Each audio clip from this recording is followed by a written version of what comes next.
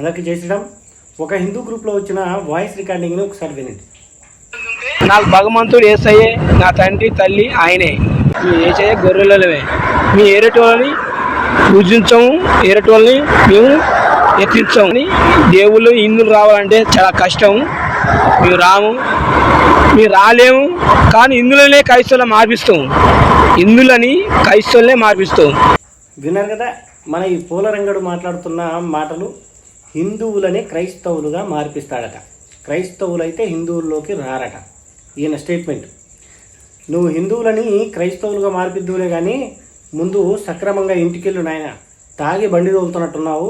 అది రోడ్డు అనుకుని గొయ్యిలోకి పోతే తర్వాత మీ ఏసయ్య కూడా వచ్చి నిన్ను కాపాడేటట్లేడు.